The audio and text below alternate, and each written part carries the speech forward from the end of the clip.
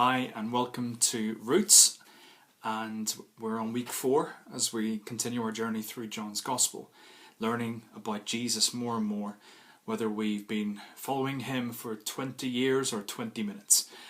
Just we can discover new things that the Lord wants to reveal to us. And we're now looking at week 4, John chapter 2, beginning at verse 12. We're looking at the story of Jesus cleansing the temple. Now, at this time of year, it's pretty standard for people to engage in that ancient and primal activity known as the spring clean. Perhaps during lockdown even, that's happened even more to a greater extent as people have had more time to thoroughly tidy up, clear away, store neatly, or dust or throw out, or maybe not.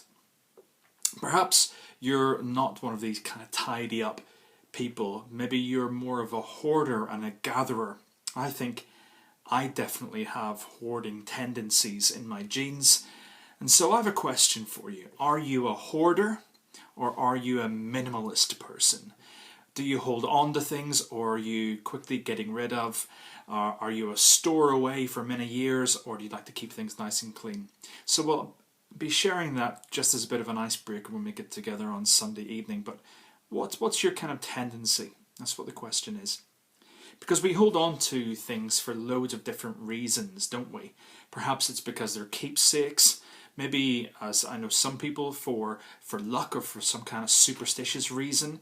Maybe it's a case of because these things are precious, they're souvenirs, they're memories of a special occasion.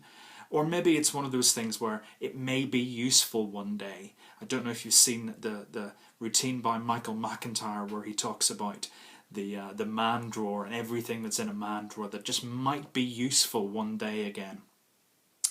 As we look at today's passage in John's Gospel, we see that Jesus is involved in some spring cleaning of his own, but in a very, very dramatic way.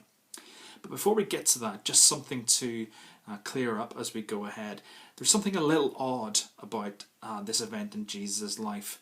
Now, there's a TV series that has been on television for a while. It's called Westworld, and it's about a futuristic situation of artificial intelligence in an interactive theme park. Now, that's not the important bit at the moment, but when we watched it, my wife and I, we watched a bit of it. We watched the first few episodes of the first series, and we eventually gave up because we were just so confused about what was going on with all the different characters and stuff like that.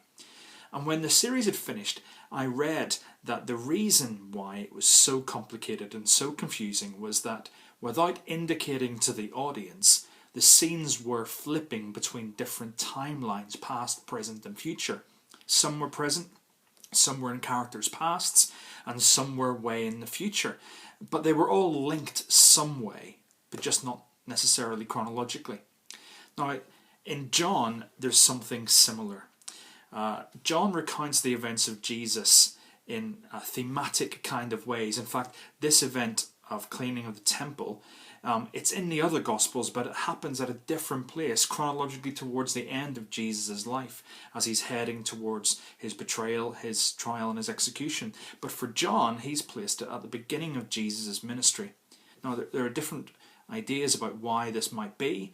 One is that because John is so thematic, he's not concerned about chronology, he's more concerned about images and themes. A second is that John is the one who has it right, and it's Matthew, Mark and Luke who've got it in a different place for a different emphasis of their own. And then there's a third one, which is that there were two separate but very similar events of the cleansing of the temple. One's at the start of Jesus' ministry and the other at the end. Now, we can't be certain about which one's which, but certainly we do know that John seems to be more concerned in the rest of his book about themes and images about who Jesus is rather than a strict chronology of his life, certainly up to the point where he goes to Jerusalem for the last time and what we know as the Passion Week, Holy Week. So why is it here at the start? Why does John include it here? Well, we'll explore that a little bit after we see and read the passage, but it's useful to remember that it is placed right after the water into wine story, and just before Jesus speaks in private to a Jewish religious leader about new life. The idea is that Jesus is bringing something new, fresh, and better than what is, and better than what has been before. So with that in mind, let's look at the video, let's read the passage and reflect upon it, remembering our prime objective is to look and see what new things do we learn, what new aspects of Jesus do we learn from these events and in this passage.